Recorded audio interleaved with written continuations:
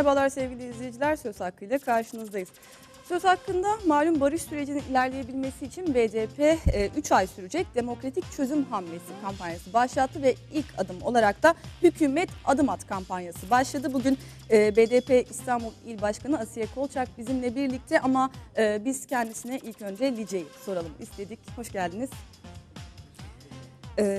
Hemen ben Lice'den başlamak istiyorum. Malum kale kol istemeyen bir halkın üzerine askerler tarafından ateş açıldı ve Medeni Yıldırım, 18 yaşındaki Medeni Yıldırım hayatını kaybetti.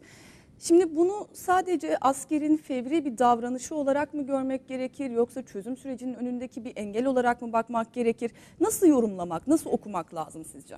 Şimdi öncelikle Diyarbakır Lice'de demokratik taleplerini ifade eden ve bunun için demokratik hakkını kullanan halkın üzerine ateş açılmasını ve Medeni Yıldırım'ın öldürülmesini protesto ediyor, kınıyoruz. Ailesine ve tüm halkımıza başsağlığı diliyoruz.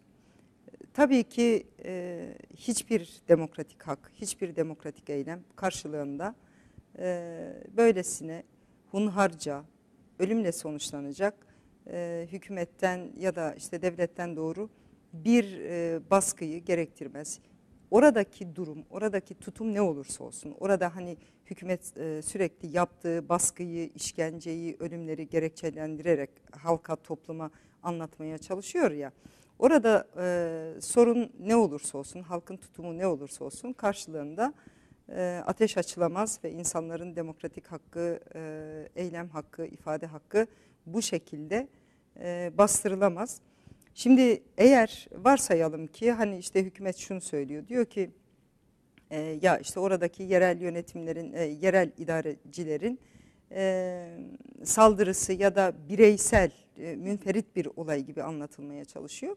Biz de şunu söylüyoruz, eğer öyleyse hükümet bu konuda derhal katillerle ilgili soruşturma açmalı, görevden almalı ve bunların yargı karşısına çıkarılmasını sağlamalı. Eğer bunu yaparsa hükümet, o zaman bu olayın orada hani bir işte karakol protestosu sonucunda yerel yöneticilerin uyguladığı bir şiddet ya da bir katliam olarak ifade edilebilir. Ama aksi ne yazık ki şu anda işte basında okuduğumuz, televizyonlarda duyduklarımız, hükümetin açıklamaları, yerel idarecilerin yaptığı açıklamalar tam tersini gösteriyor. Yani bu olayı hükümetin tasvip ettiği, hükümetin işte bu olay karşısında özür dileyeceğini, aileyle ilgili en azından bir başsağlığı, ailenin acısını paylaşması gerekirken işte kaymakamın yaptığı açıklamalar tamamen manipülasyona dayalı, tamamen karalamaya, çamur at izi kalsın, korkunç bir medya kirliliğiyle, özellikle bu yandaş basın diye tabir ettiğimiz basının olayı çarpıtmasıyla, özellikle de şunu asla kabul etmek mümkün değildir. Yani bunu işte çeşitli sorumlu sahibi olan insanların söylemesi zaten kabul edilemez. İşte orada yok efendim uyuşturucu operasyonu falan varmış da oradaki işte bilmem bir BDP ilçe başkanının yaptığı bir provokasyonmuş falan. Yani 30 yıllık kirli savaşta basının tutumu neyse, oradaki hak ihlalleri karşısında aldığı tutum neyse, hükümetle medyanın şu anda yaptığı da bu. Manipüle etme, karalama ve bu olayı farklı gerekçelendirme. Yani şunu söyleyeyim, mesela biraz sonra belki gezi olaylarını konuşacağız. Örneğin işte Ethem Sarısülük'le ilgili medyanın şöyle bir başlığını okumuştum. Hatta işte şey yaparak, hedef göstererek bir eylemde, sanıyorum bir gösteri esnasında çekilen bir resmini Ethem Sarısülük'ün işte öldürülen, masum gösterilen Ethem Sarısülük terörist çıktı gibi. Yani aslında fotoğrafın da gerçeğine tabii baktığımızda, onu da yeniden biz hatırlatalım, evet, sıkça söylemiştik. Fotoğrafın orijinaline baktığımızda bir gösteri Hakkari'de çalışma için, inşaat çalışması için oraya gitmiş ve oradaki şeylerle konuşurken bir hatıra fotoğrafı olarak çekilmiş bir fotoğraf olduğu ortaya çıktı. Çok iyi izleyemedim ama sosyal medyadan takip edebildiğim kadarıyla yani medyanın gücü böyle. İşte bu nedenle aslında bu Lice'deki olayın da yereldeki işte idarecilerin ateş açması sonucu falan filan değil, bilinçli, kasıtlı, bunun içinde süreci provoke eden güçler de olabilir. Bunun içinde çözüm sürecinin karşısında olan güçler de olabilir. Ama bütün bunları hepsini yan yana koyduğunuzda eğer bunlar böyleyse, eğer hükümetin bu konuda bir destekleyen tutumu yoksa, karşısında bir tavrı varsa hükümet gereğini yapar. İlgili bütün yetkililerle ilgili davayı açar, hukuk sürecini başlatır, yasal süreci başlatır ve demokratik mekanizma içerisinde bunlar yargılanır, yargı önüne çıkarılır. Ama ne yazık ki bugüne kadar polisi, askeri ödüllendiren, bu konuda teşvik eden, diliyle, usubuyla medya karşısında katilleri cesaretlendiren bir tutum izlemiştir hükümet. Asiye Hanım, şimdi aslında manipüle etmekten bahsetmişken tüm bu manipülasyona rağmen, tüm bu açıklamalara ya da basının kışkırtmalarına belki de rağmen şöyle bir gerçeklik gördük. Lice'de saldırı yaşandı hemen akşamına. İstanbul'un tüm parklarında, Kadıköy'de, Beşiktaş'ta, Ok Meydanı'nda, Nurtepe'de. İşte İzmir'deki Gündoğdu Meydanı'nda, Ankara'daki Kuğulu Park'ta, tüm forumlarda, tüm eylemlerde diren Lice sloganları vardı. Ve maalesef biz bunu bugüne kadar görememiştik. Göremiyor olmamız elbette ki acı verici belki bir durum ama bunun neyi değiştirdi? Hem Gezi Parkı ile beraber gelen süreç için soruyorum bunu, hem de aslında Kürt halkı açısından neyi değiştirdi? Çok şeyi aslında değiştirdi. Şöyle söyleyeyim, hemen 30 yıldır yanı başımızda süren bir savaşın yarattığı bir iklimden bahsedebiliriz. Yani işte ön yargılar, bu manipülasyonun, ırkçı saldırıların, hükümetin tutumunun, o inkarcı, militarist, ırkçı politikaların sonucunda aslında toplumsal anlamda bir zehirlenme yaşanmıştı Türkiye'de. Ve bu bir kırılma aslında 21 Mart'ta Sayın Öcalan'ın yaptığı bu demokratik çözüm süreciyle ilgili süreçle birlikte başladı. Yani bu 6 aylık süre içinde demokratik çözüm sürecinin başlaması, PKK'nın silahlı güçlerini sınır dışına çekmesi gibi çeşitli başlatılan demokratik hamle süreci aslında toplumun ezberlerinin bozulmasına, empati kurmaya ve biraz daha bu süre içinde demokratik çözüm yollarının da denenmesi gibi bir düşünceye, bir siyasal tutuma sevk ettiği insanları. Gezi olayları tam da bu noktada bir gedik açtı aslında. Yeni bir siyasal çığır açtı Türkiye'de. Gezi olayları bir taraftan Kürdistan'la Türkiye arasında bir köprü, bir kardeşlik köprüsü oluşturmaya neden oldu, vesile oldu. Bir taraftan da medyanın tutumu, bu manipülasyon, taraflı yayınlar yapma. Yani halk oradaki protesto karşısında yaşadığı o orantısız şiddeti, polisin baskısını, gaz, toma vesaireyle savaşa hazırlanır gibi halkın üzerine saldırıyı bugüne kadar tanıdığı medyada görmeyince şunu söyledi açıkçası. Yani birçok kesimden, birçok farklı siyasal düşünceye sahip insanlardan şunu duyduk.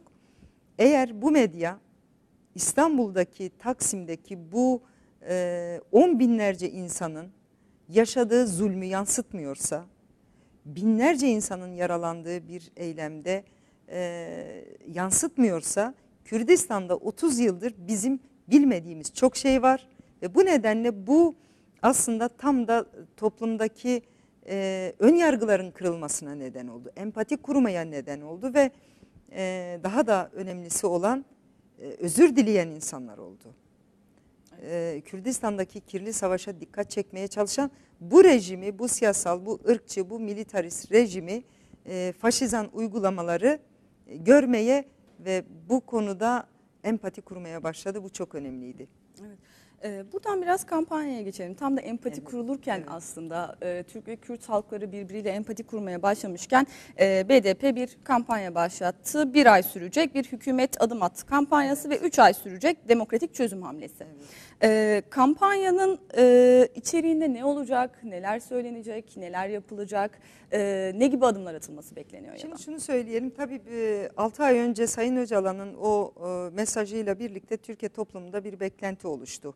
Yani bir taraftan işte sanki sorun hükümete hükümetin çözeceği bir sorunmuş gibi algılandı. Oysa ki 30 yıldır Kürt halkı kendi yaşamından bunu gösterdi. Yani Türkiye'deki demokrasi mücadelesinin ne kadar zor ilerlediği, sokakta örgütlenerek, sokakta direnerek bu hakların kazanıldığını biliyor ve gördü. Bu nedenle aslında bugünden sonra da işte bu sorunu, Kürt sorunu, demokrasi sorunu sadece AKP'ye bırakılacak kadar önemsiz bir sorun değil. Bu nedenle yine bu sorunun asli öğeleri, asli unsuru halktır, bizleriz, ezilenler, ezilen toplumsal kesimlerdir. Bunun da bu sürecin heba edilmemesi gerekiyor. Bu sürecin bir bekleme, bir oyalama, bir kandırmaca sürecine dönüşmemesi gerekiyor. Çünkü açık söyleyelim, hem Kürt tarafında hem de Kürt tarafında çok ciddi bir kaygı var. Kürt tarafında başından beri temkinli ve kaygılı, haklı olarak bir yaklaşım var. Yani işte AKP 11 yıllık iktidarı süresince çok çeşitli vaatlerde bulundu toplumsal kesimlere ve işte demokratik açılım sürecidir, kardeşlik sürecidir vesaire gibi birçok başlık altında aslında Türkiye'nin çok geniş bir toplumsal kesimini kandırdı, oyaladı diyebiliriz. Bunu nasıl yaptı? İşte Alevi Çalıştayı yaparak, Roman Çalıştayı yaparak, Kürt Çalıştayı ve farklı başlıklar altında aydınlarla, akademisyenlerle, toplumun çeşitli kesimleriyle görüşerek bu süreci başlattığını ve bu süreçte samimi olduğunu söyledi.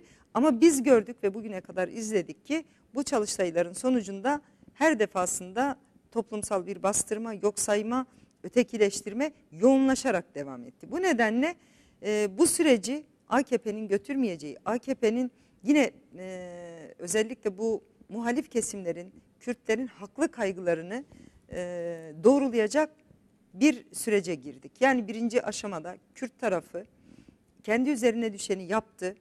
Bütün hassasiyetiyle bu sürecin tamamlanması için Kürt halkına barış sürecini anlatmaya çalıştı. Akil insanlar bunu yapmaya çalıştı.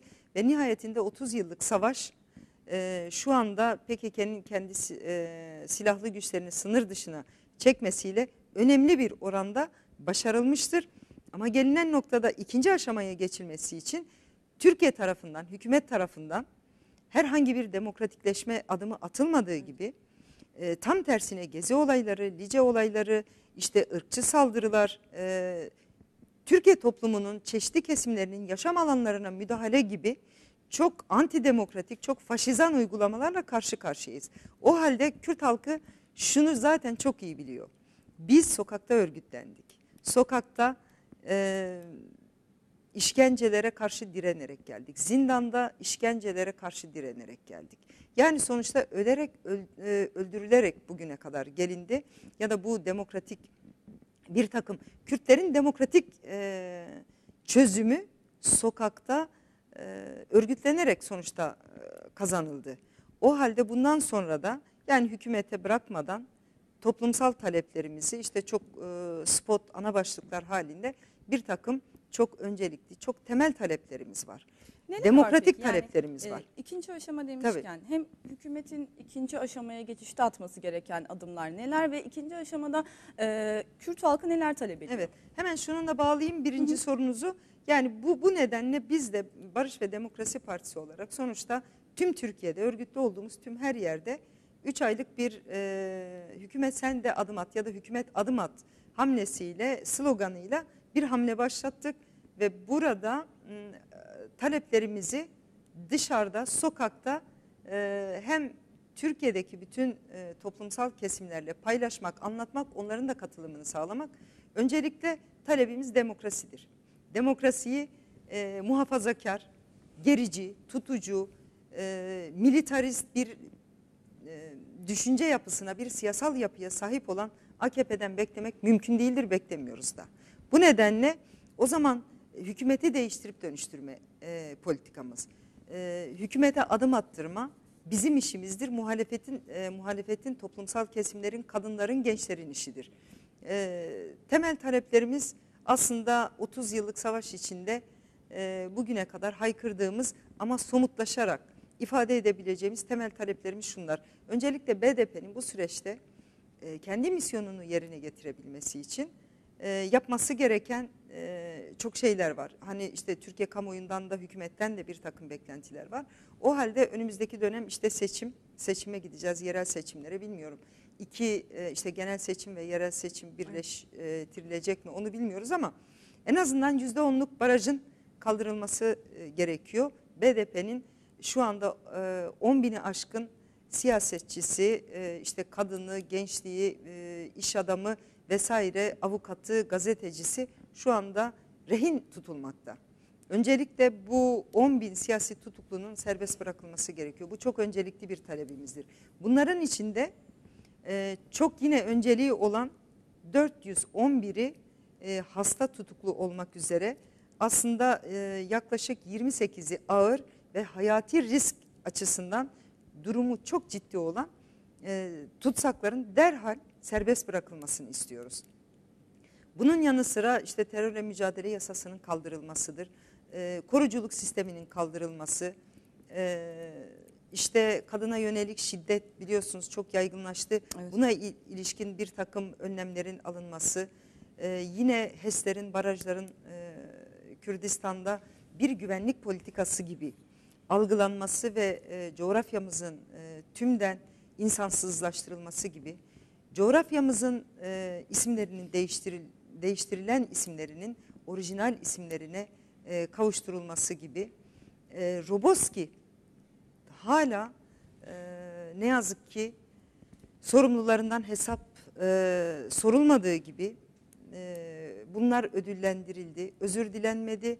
Onun yanı sıra son dönemlerde yapılan uygulamalar kabul edilemez uygulamalardır. İşte sınırı, o olayın gerçekleştiği yeri, anı protesto için, anmak için giden ailelere açılan dava, işte sınır aşıldı, evet, ailelere açılan dava, bilmem kesilen cezalar falan, bunlar insani değil. Yani bırakın normal işte demokratik yasalarla falan, bunlar insani bir yaklaşım bile sayılamaz. Bu cezalandırma mantığıdır, bu tümden intikamcı, düşmanca duyguları besleyen bir yaklaşımdır. Bunu kabul etmek mümkün değildir. Yine Kürdistan'a askeri yığınaklar yapılıyor, işte tomalarla ya da diğer bütün toplumsal gösterilere karşı şiddetli işte saldırı, hatta ateşli silahlarla saldırı falan gibi. Hükümetin yaptığı konuşmalar, yerel yöneticilerin yaptığı konuşmalar, yani kullanılan dil ve üslup, bunlar kabul edilemez ve bunlar bizim öncelikli taleplerimizdir.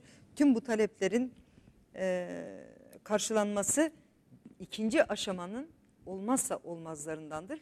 Yani görünür kılınması lazım bazı şeylerin, halka, Kürt halkına sonuçta beklentilerine yanıt verilmesi lazım.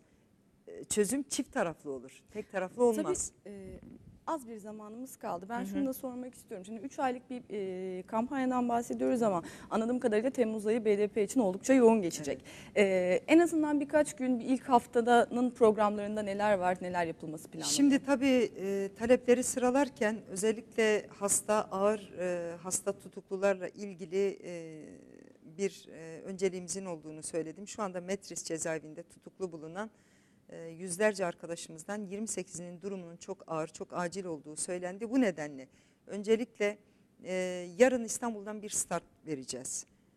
Yeni Bosna'da Adli Tıp'ın önünde bir basın açıklaması yapacağız ve bu soruna kamuoyunun dikkatini çekmek için BDP İstanbul İl Örgütü olarak yarın saat 1'de Yeni Bosna'da Adli Tıp'ın önünde bir basın açıklamamız olacak. Hemen arkasından yine 4 Temmuz'da